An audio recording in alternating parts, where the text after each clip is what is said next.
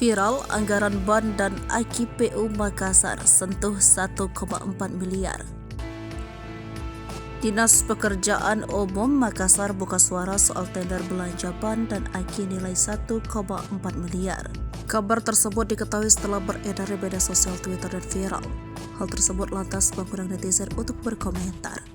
Kepala Dinas Pekerjaan Umum Kota Makassar, Zuhail C. Zubir, setelah dikonfirmasi Kompas.com Minggu 9 April 2023, menegaskan bahwa pagu anggaran itu bukan merupakan harga satuan, melainkan harga pagu anggaran yang disiapkan. Ia menyebut ada 9 item BAN kendaraan dan 7 AKI kendaraan operasional. Zuhail C. menjelaskan 9 item BAN kendaraan untuk alat berat dan truk pengangkut sampah terdiri dari ban luar, ban dalam, lidah ban. BAN dan AKI tersebut diperuntukkan 538 unit kendaraan operasional baik dari PU, DLHD, kecamatan.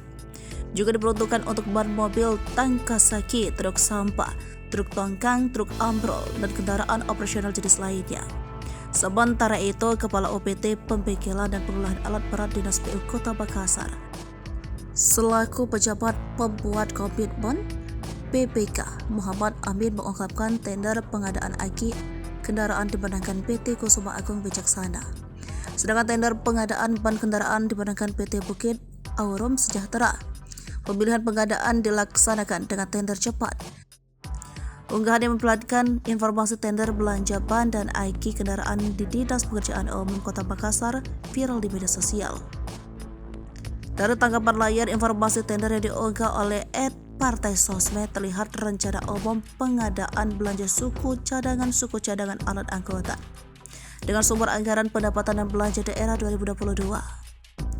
Tampak nilai paket BAN sebesar 985 juta, sedangkan AKI sebesar 460 juta rupiah.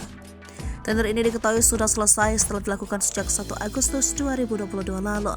Unggahan itu ditanggapi oleh sejumlah warganet, beberapa di antaranya mempertanyakan terkait nilai pagu tersebut.